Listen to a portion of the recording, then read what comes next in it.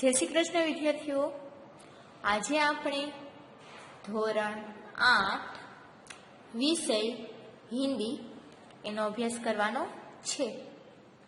એમાં chapter number 5 દોહે, એમાં કોના કોના દોહા છે એ આમાં લખ્યું છે, એ આપણે જોઈ લઈએ. કબીર, રહીમ, તુલસીદાસ, આ 3 વ્યક્તિના દોહા છે. એ દોહેનો આપણે અભ્યાસ કરવાનો છે. એમાં प्रस्तुत दोहों में कबीर, रहीम, तुलसी ने बहुत सारी जीवन નો ઉપયોગી બાતે બતાવી है. એટલે ઘણી બધી જીવનમાં ઉપયોગી છે એવી વાત બતાવવામાં આવી છે. प्रस्तुत दोहों में दाम्प्रियता, संतोष, समानता, अच्छाई, संगीत की महत्ता, विनम्रता, परिश्रम, प्रेम आदि जीवन मूल्यों को निर्देशित किया गया है. એટલે કે આ બધી વસ્તુ છે એ આમાં તો કે બતાવવામાં આવી છે. હવે આ કોણ છે તો કે કબીર છે. સંત કબીર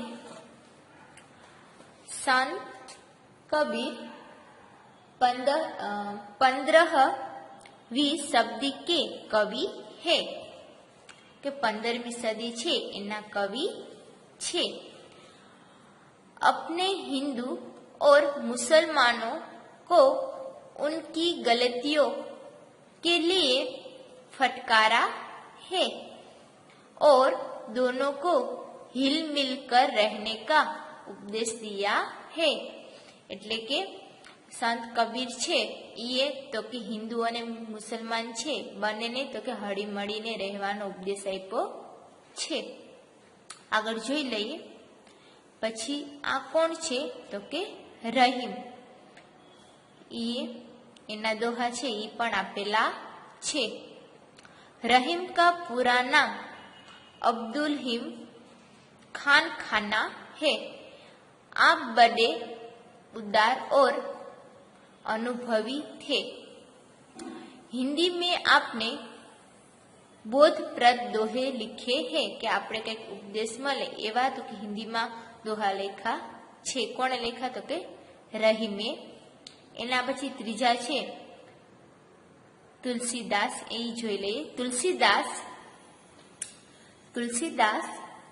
16वीं शब्दी के प्रसिद्ध राम भक्त कवि है કે 16મી સદીના તો કે રામ ભક્ત કવિ છે સંત તુલસીદાસ.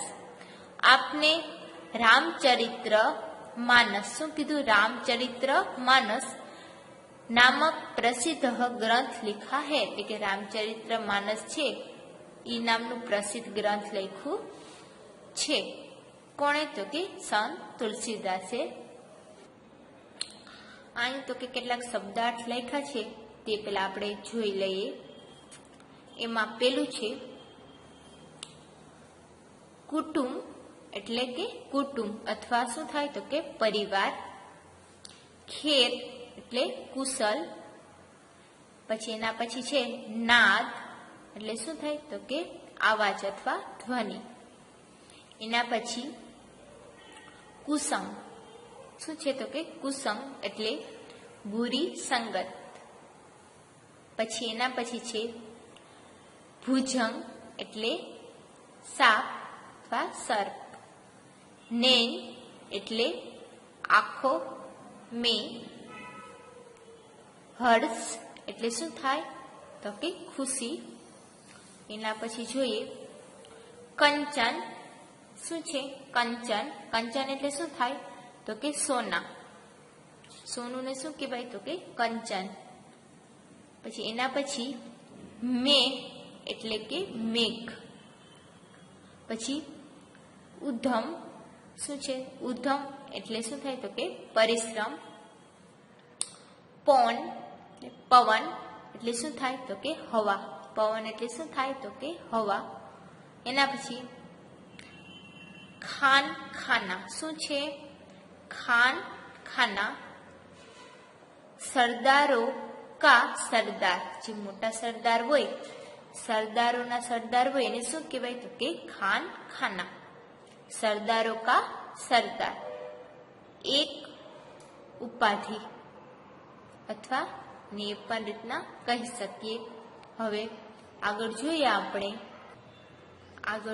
આપણે તો કે આ જે દોહો આપ્યો છે પેલો એ કેનો છે? તો કે કબીર છે એનો દોહો આપ્યો છે. એમાં પેલું જોઈએ શું કીધું છે? સાઈ ઇતના દીજીએ જામે કુટુંબ સમાય. એટલે કે શું થાય? તો કે હે પ્રભુ, મને ફક્ત એટલું જ આપજે. આગળ જોઈ લઈએ. મેં ભી ભૂખા ન રહું, સાધુ ન ભૂખા જાય. એટલે કે હું પણ ભૂખો ન રહું અને સાધુ પણ ભૂખા ન જાય. એવું બધું તો કે સંત કબીર છે એ કહે છે કે હે પ્રભુ, મને ફક્ત એટલું જ અન્ન અને ધન આપજે કે જેનાથી મારા કુટુંબનો નિર્વાહ થઈ શકે. હું પણ ભૂખો ન રહું, મેં ભી ભૂખા ન રહું. એટલે કે હું પણ ભૂખો ન રહું અને કોઈ સાધુ હોય એ મારા દરવાજા એટલે કે ઘર હોય ત્યાંથી ભૂખા પાછા ન જાય. એવું આ દોહામાં કહેવામાં આવ્યું છે. બીજો દોહો જોઈએ. બિના વિચારે જો કરે. એટલે કે કોઈ વિચાર કર્યા વગર જી કરે, જો કરે સો પાછો પછતાય. કામ બિગાડે આપનો જગ મેં હોત હસાય. એટલે કે જે વ્યક્તિ વિચાર્યા વગરનું કામ કરે તે તો કે પાછળથી શું થાય? તો કે પછતાય છે અને પોતાનું કામ તો બગાડે જ છે, પણ દુનિયામાં તેની મજાક પણ ઉડાડે છે.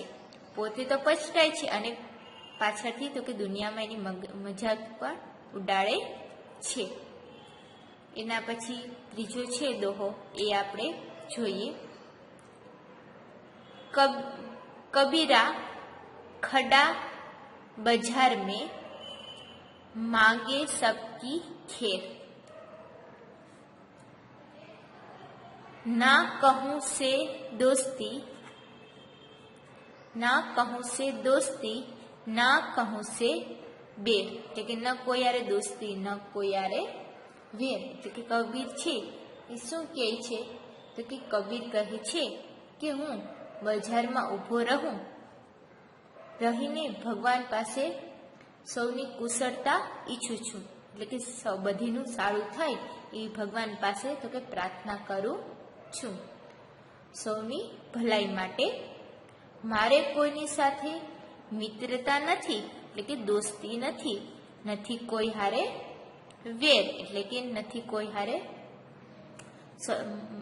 ના કોઈ સે વેર. એટલે કે મારે કોઈ સાથે દોસ્તી પણ નથી અને નથી કોઈ સાથે વેર. એટલે કે દુશ્મનાવટ એવું છે એ આમાં ત્રીજા દોહામાં કીધું છે. આજે આપણે આટલું જોયું છે. આગળનું છે એ આપણે નેક્સ્ટ વિડીયોમાં જોઈશું.